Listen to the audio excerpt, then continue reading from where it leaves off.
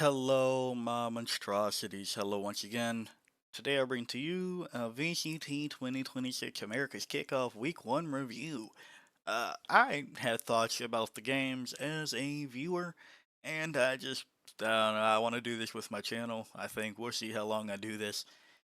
But yeah, I had thoughts because the games were entertaining. They were surprisingly entertaining for kickoff. So let's go into it. My pick'ems. That's where we are right now. We're here. We kind of knew some things. As you can see, some things we just did not see coming. But yeah, let's talk about those things too. Loud versus Cloud9. Loud didn't look good. Cloud9 looked okay. That's about the extent of it. I didn't have too many strong feelings here. Luxo looks insane on Chamber. Keep him on Chamber.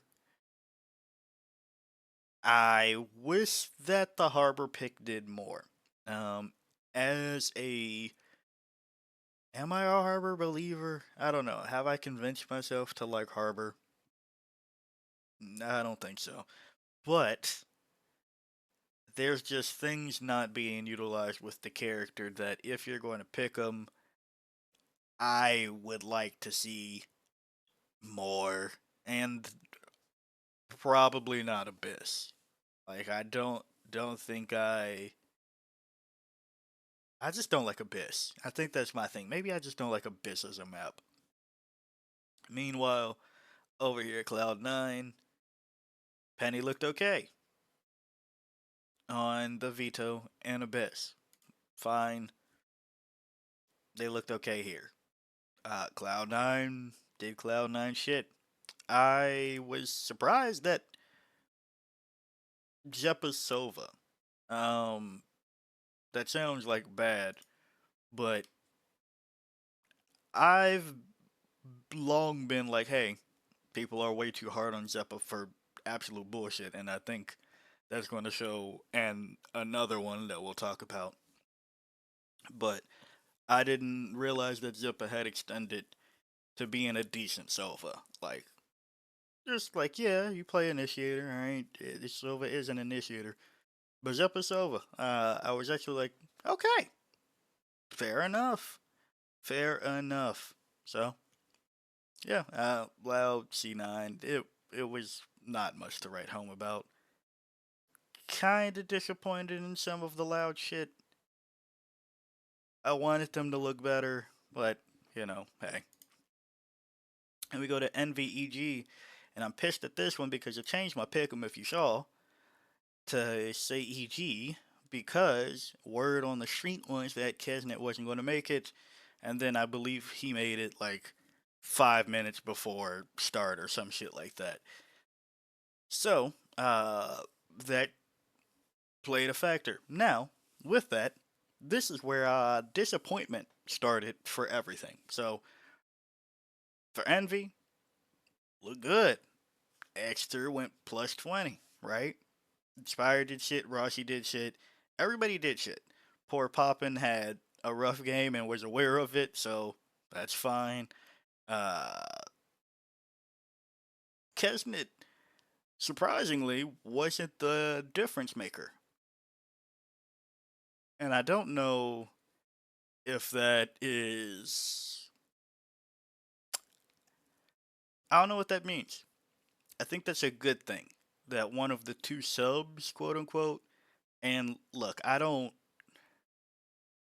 know how much I buy into the system of having players that won't be able to play with you in tier 1 by the time it rolls around and then waiting months on end while playing with two other people. Like we haven't seen that work out that well, but hell, maybe it'll work out for Envy. Maybe it'll work out, right? But I think it's a good thing where Kesmet and Rossi weren't the defining factors for Envy's wins. Now, don't get me wrong, they had good plays. Like Kesmet had a triple Bucky. Was it this game? No, that was the next game. But Kesnet has done things for Envy so far. Rossi has done things so far.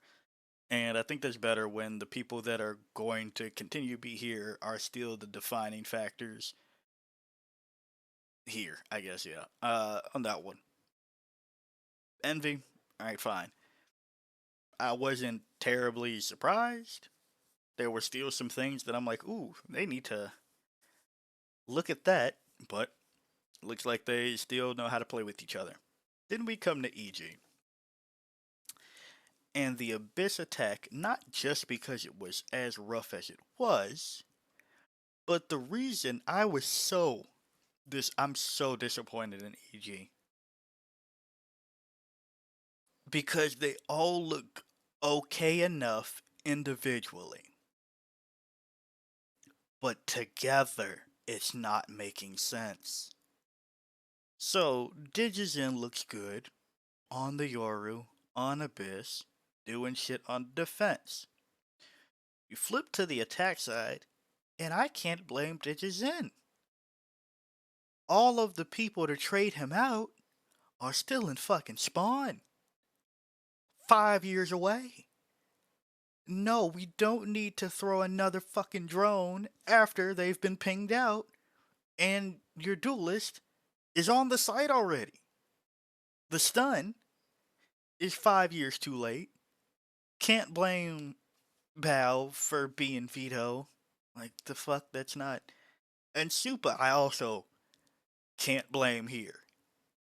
The fuck are we doing here? What are we doing? Digison might have one pick already, and they're still not on site. It seems like the plan for Abyss was Digison, please kill everybody? I didn't fucking get it. Oh, I was losing my mind. The timings were off. It's like, okay, why is Digison on the site if the plan is to ping and stun? Or stun? But Digison's already on the site, has told you where somebody is. Why is the stun coming after he's already dead and been fighting for about 3 minutes? Why is there more recon coming out? I just couldn't get it. Oh my gosh, I was losing my mind. I was losing my mind looking at the abyss. Corrode, what happened? Ah, I can't. I think I've blocked it out. I think it was just going back and forth enough that I just was like, all right, fine, fuck it. They've at least practiced both halves of Corrode. Then we go to bind, and I'm just like, what are we doing here? What what is going on here on the defense? I just couldn't get it. I couldn't understand what the plan was on the defense or the attack. Well, they're 5 miles away from Digizens for support on the attack. And then I really don't even know where to begin with what was possibly wrong with defense. They just weren't ready. They weren't ready.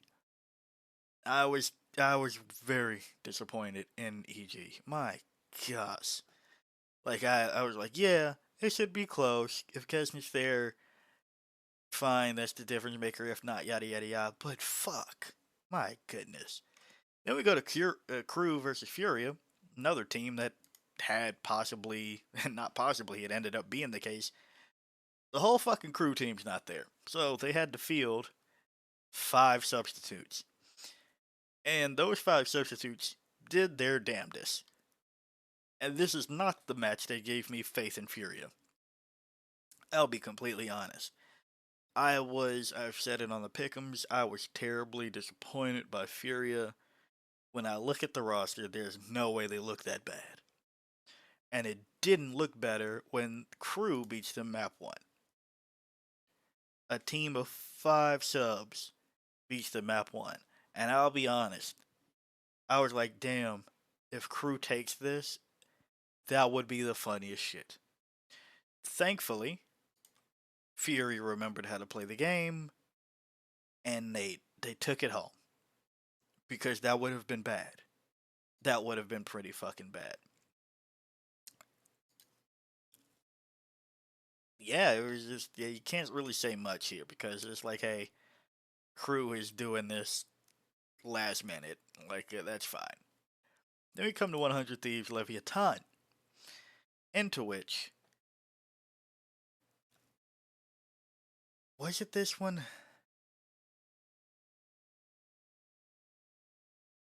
I think it was this one.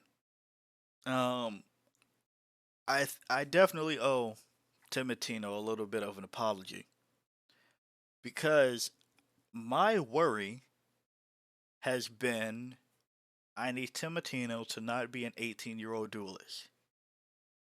Timotino is by far one of the best waylays I've seen when implementing the kit. It's one of the very few waylays that knows you don't need to press the button. If that coast is clear, you keep going. Especially being solo duelist. I'm not too sure why they aren't playing Waylay Rays, but hey, or Asuna has also played Yoru. I don't know why that's not doing that, but for Tim, I'm realizing now that I've seen more of Vora, I don't think it's Tim that is calling to throw some fucking times. I am very pleased with what I've seen at 100 Thieves. If you looked at my last pick'em when I updated after all the news that was coming through, they are my dark horse. I am really happy. I am rooting for them genuinely and truly. I have had a lot of faith in them. I I'm glad that they're looking as good as they are. Tim, I'm sorry. Vora, please stop telling people to flash, go through with the flash in the advantage. If it's a 5v3, 4v2, we don't need for whoever to swing into a random spot with a sky flash. It doesn't need to happen. It doesn't. I saw that happen with Tim on Split.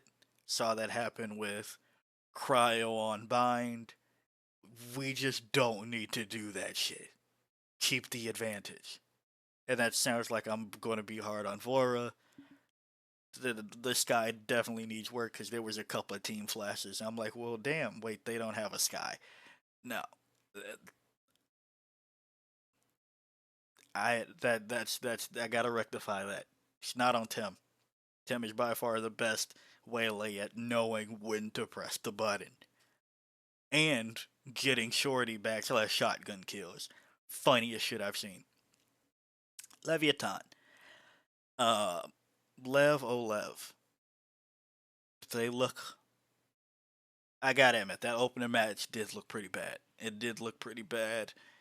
That opening versus Bind. Like they pulled it back, but I think that was more so 100 throws doing bullshit than Lev looking at great. Because again, the sub, and again, I'm just not so sold that getting rid of the sub you've been playing with for these things is going to be the optimal move. Mind you, in Lev's case, Neon should be coming back in a week or two or some shit like that. I think it'll be fine. In that case, it doesn't seem like that'll be forever, but if you look, PXS did fine throughout the entire fucking series. I think definitely fine.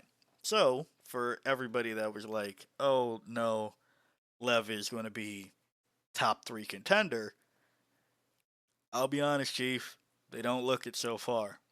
They don't look top 3 contenders so far.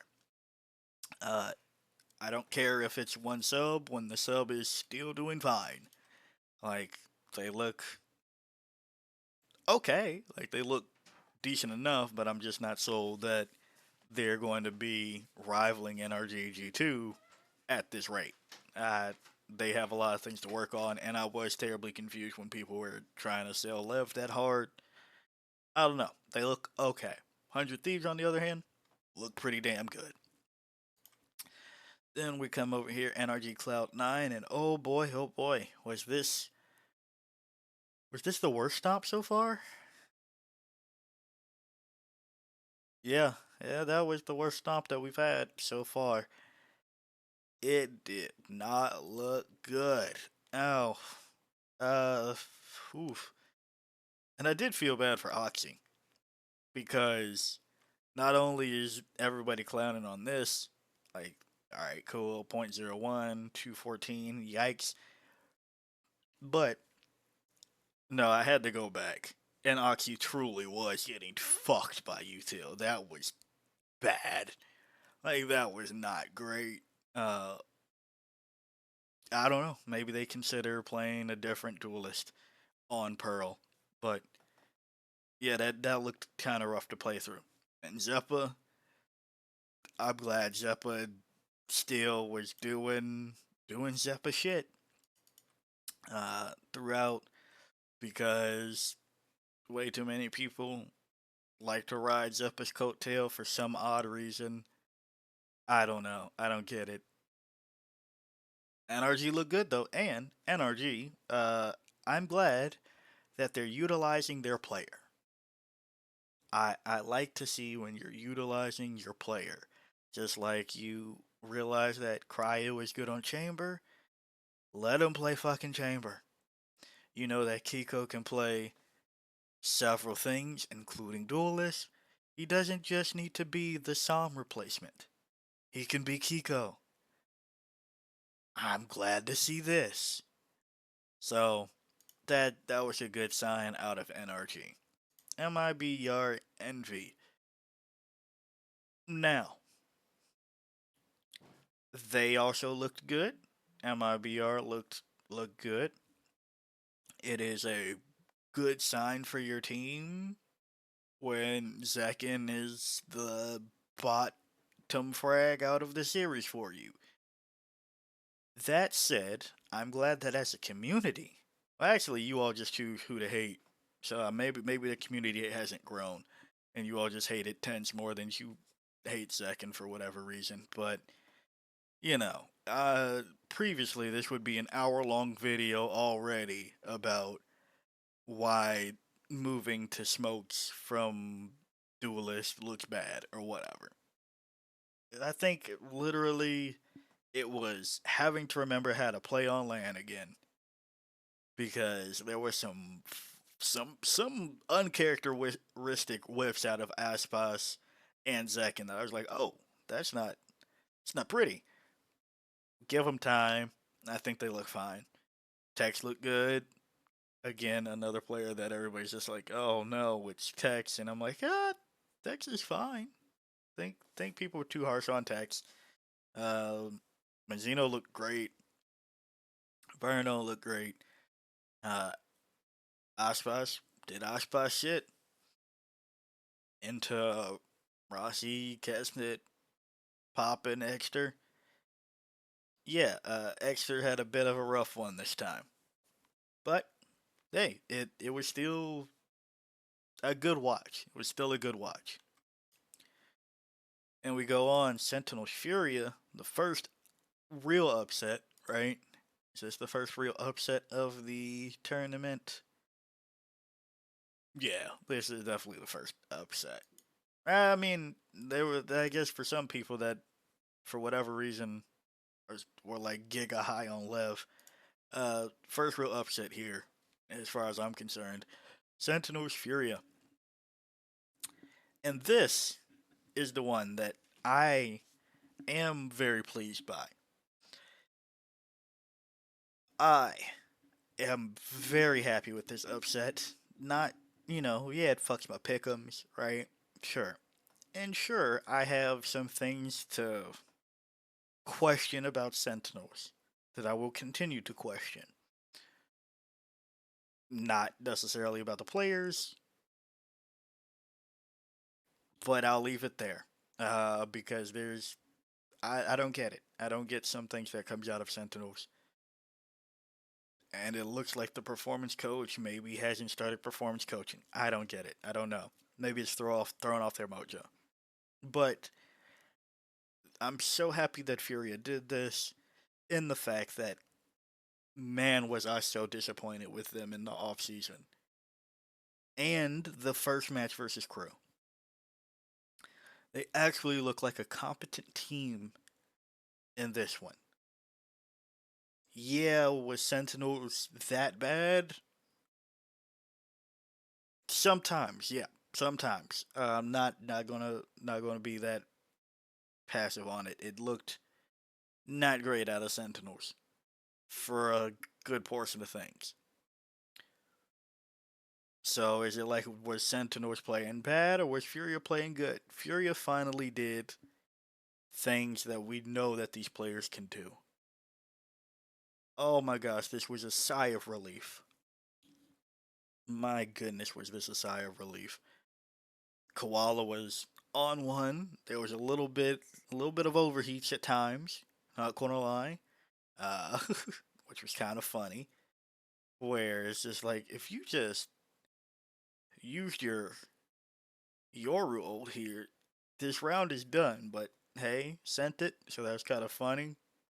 But no, Koala was popping off, getting the shots, cool. Everybody, it looked finally like Fury remembered how to play the fucking game with each other.